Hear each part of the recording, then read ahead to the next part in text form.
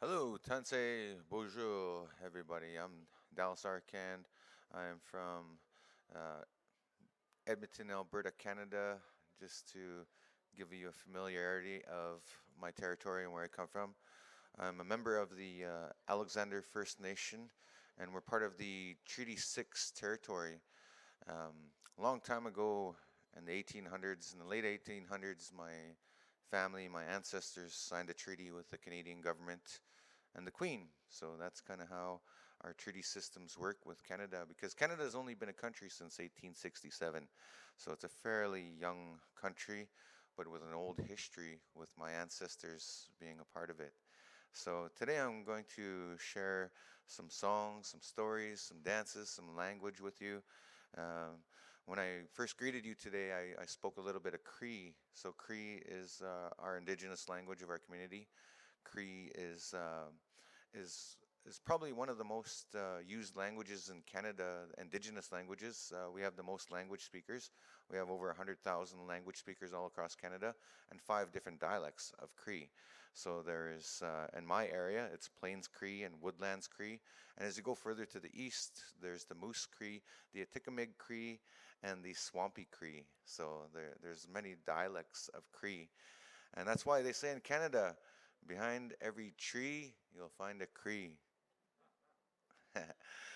True story. Anyways, um, before I start today, I'm going to sing a couple. Well, I'm actually going to share an honor song with you, and the reason why I'm sharing an honor song is because that's how we do things in our culture. Whenever we start, like whenever we do a ceremony or a powwow or a special event, we always start off with that honor song, and it's very important because that's part of our philosophy and our school of thought for Indigenous people. Because that's always been our way, and that's been passed on from generation to generation. So I'm still learning a lot about my culture. I don't know everything, but I do know quite a bit in my short life that I've lived so far. So the whole meaning of the honor song is to acknowledge the land, acknowledge all the living things, and give thanks and gratitude. And by doing that, and I'd like to acknowledge the German nation. Thank you for having us in your territory. It's lovely to be here in Germany, and thanks for having us as the guest of honor. So all the German people, thank you. And that's what we do in Canada as well. Whenever we go visit somebody's territory, we always acknowledge them and say thank you, and we have the utmost respect for that. So without further ado, I'm going to share the honor song with you. And the honor song, I guess, is our indigenous way of singing the national anthem, but it's more than that. It's more about the land and all the living things and acknowledging everything. So here we go.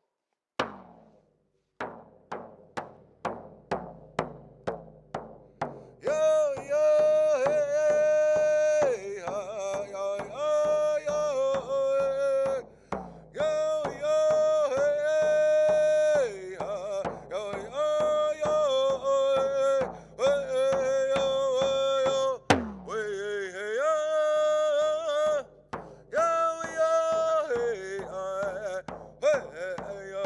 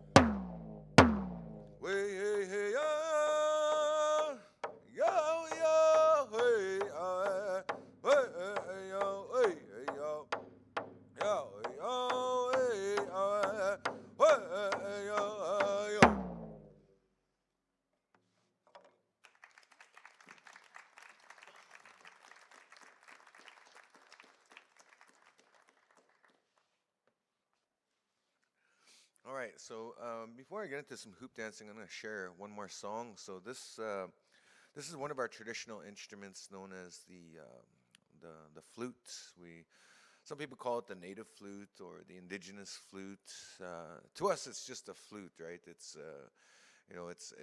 has a long history, and it was gifted to our men a long time ago, like way before Christopher Columbus. Like they say that the flute was used like a long time ago, and back when our people like used to live in teepees, like and live like, I guess, like nomads, I guess, if you want to call it that. But that was our way of life, shifting with the seasons, living with the land, having a summer camp, having a winter camp, and moving with the buffalo, moving with the environment, really, and not really be locked down in one place for too long, but just being part of the vast territory, kind of moving like with nature, and the way that nature moves. And these flutes were actually gifted to our men, to honor the women and children, to play the melodies, because our warriors, they had to be strong. They had to go out there and hunt buffalo. They had to go out there and defend the tribe against enemies encroaching in our camps and stuff like that. And that's how these flutes were made. There's kind of like a tool to bridge that gap, to show that kinder, softer, more gentler side to the women and children. And a long time ago, they say that the young warriors would use these in courtship, to court, like if they saw a beautiful lady that they wanted to make their wife, they would use these. That's why sometimes they refer to it as the love flute. So when I play today, try not to fall in love with me as I play. I'm just playing for honor, to honor Mother Earth. I'm just here to play a nice love song for the Earth. All right, so that's what this first song is. It's called the Mother Earth song, and when I play this song, I play to my own heartbeat, and I play to, like, it's sort of like got a pulse, like it's got that nice pulse to the heart, right? So that's the beat I play to, and that's why we call it the heartbeat drum, like when we refer to our drums. So here we go. Here's the Mother Earth song.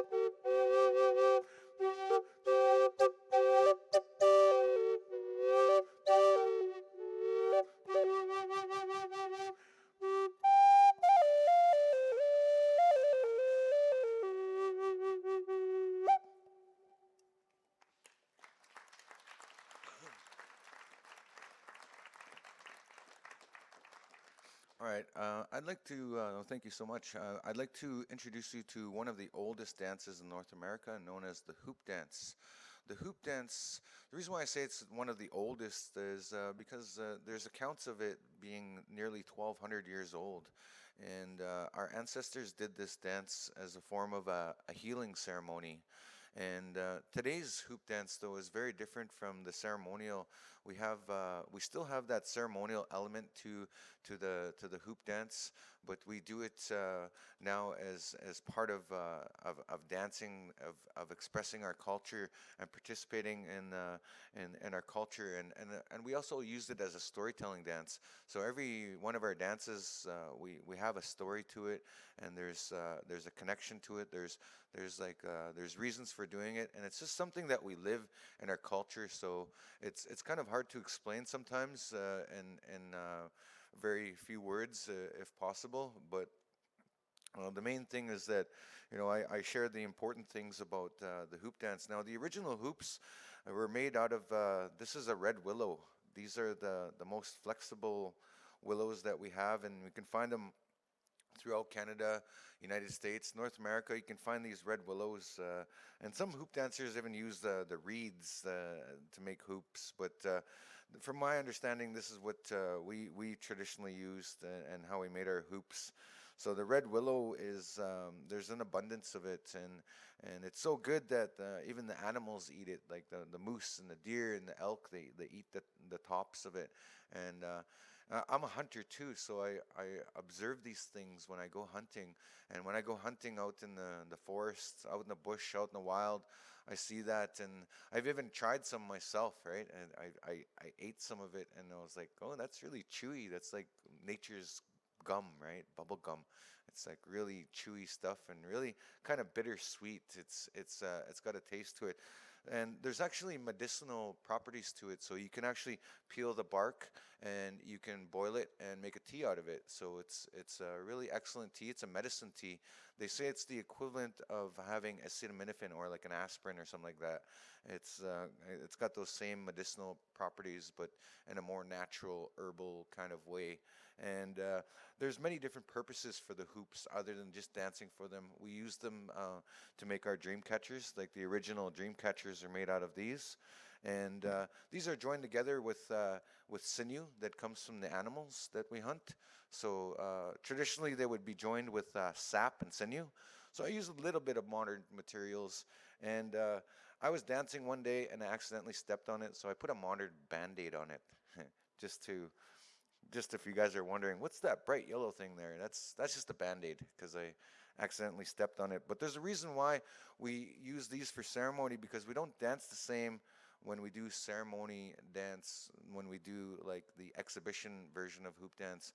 So most modern hoop dancers today, we use these hoops.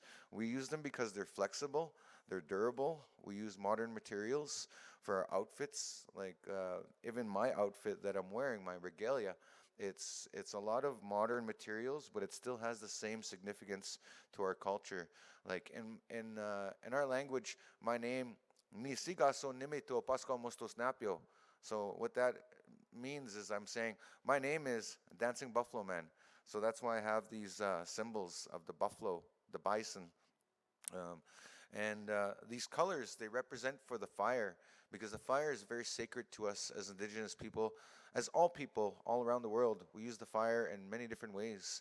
We use it to keep warmth. We use it to keep calm, to meditate. We use it for many different reasons, to cook our food, to heat our homes, to back home we use the fire for ceremony. We use the fire for a lot of different reasons. So with this first dance I'm going to show you today, I'm going to dance with this one hoop just to show you and demonstrate to you the connection and the spirit of the dance. That's the whole purpose, that whenever I start hoop dancing, whenever we do our grand entry, whenever we do our first dance, we always do it with one hoop just to connect with the spirit of the dance. So I'm going to be doing kind of a mix of hoop dancing and grass dancing. So grass dancing is also a dance from the prairies where I come from. And before we even start powwows or anything like that, they always send out the grass dancers to push down the grass, to bless the ground.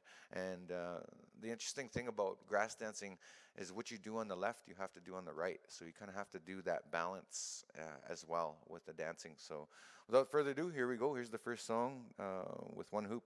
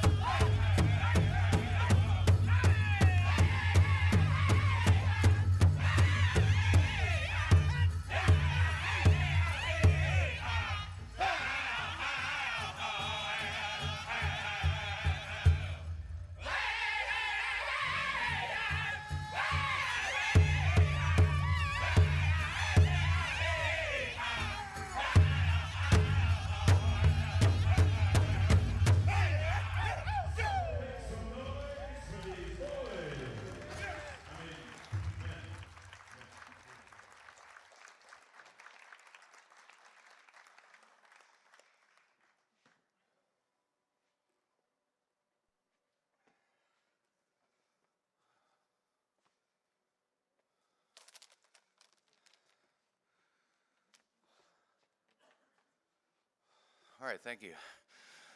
That was the first one.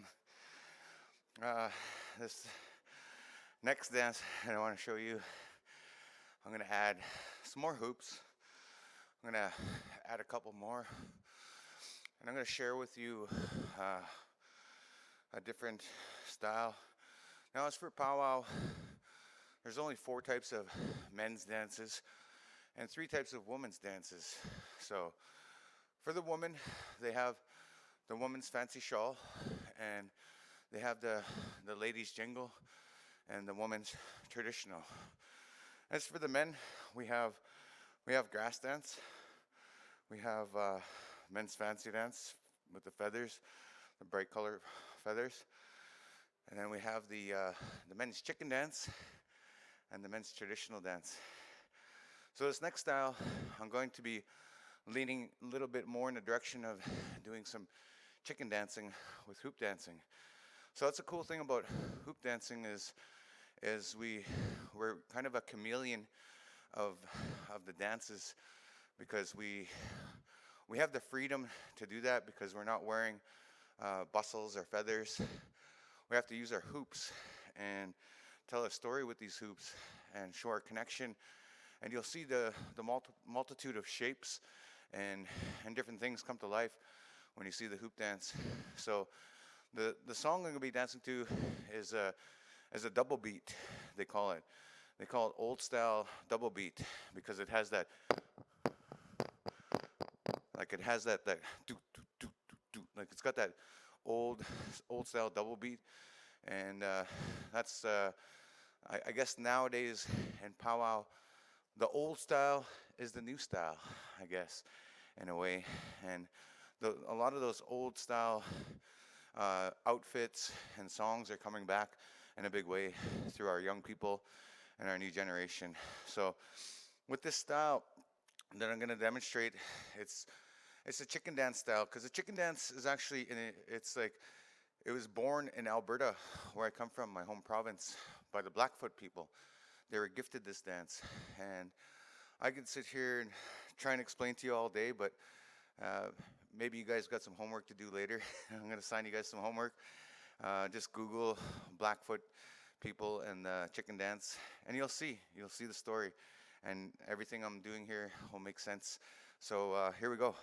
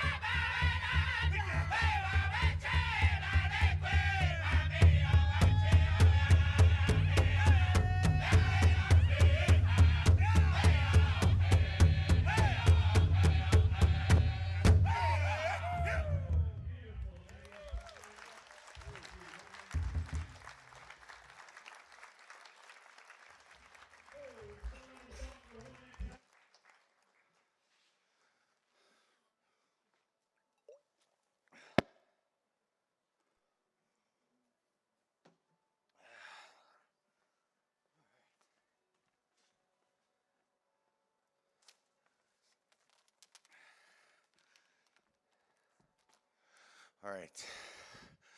That was the old style double beat with 3 hoops. So now I noticed we're getting a little short on time, and yeah, we got about 5 minutes. Can you do me a favor?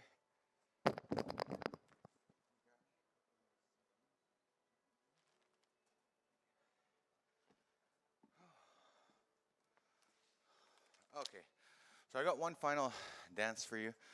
I'm going to do all my hoops now, and I have a total of 13 hoops that I'll be dancing with for this last dance, and I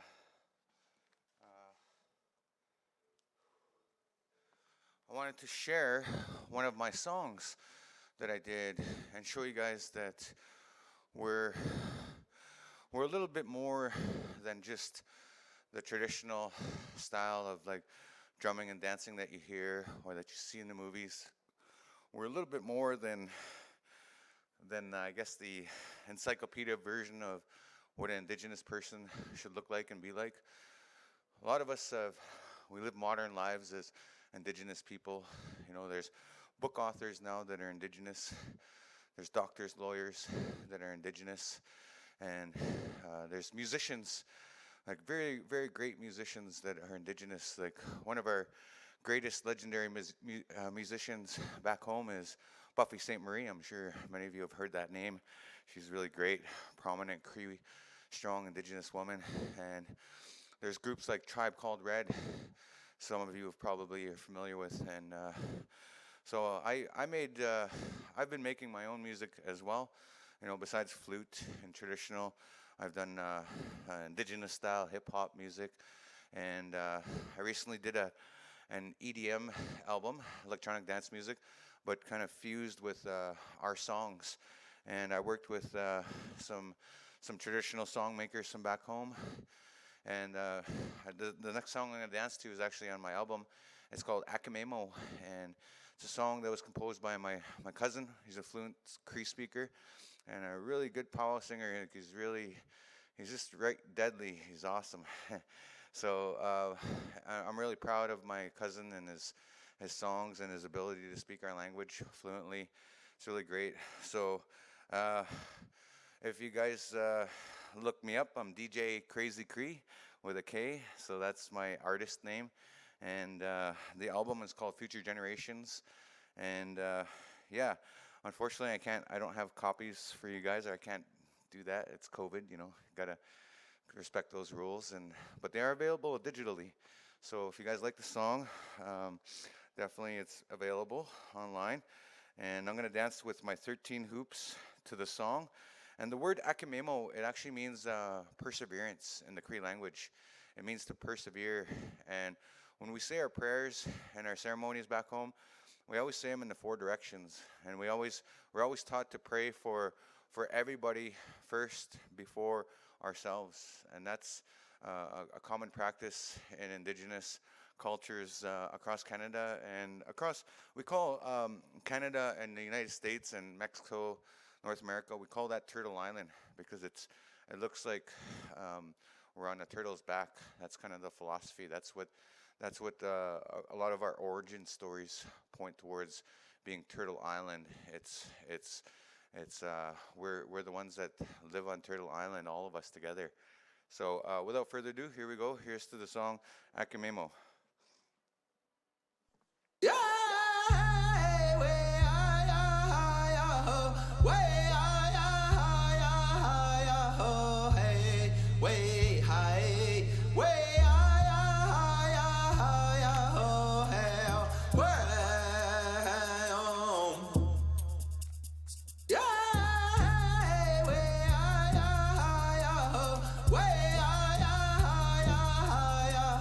Hey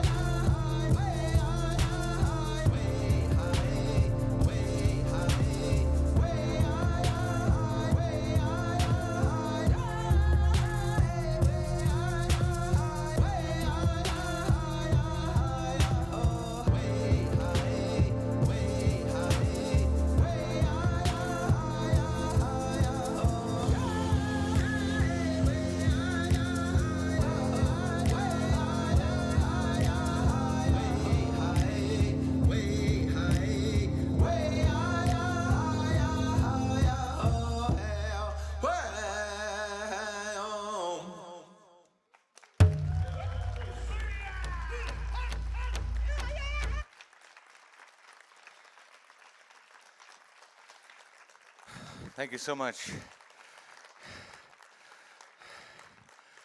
Thanks, guys.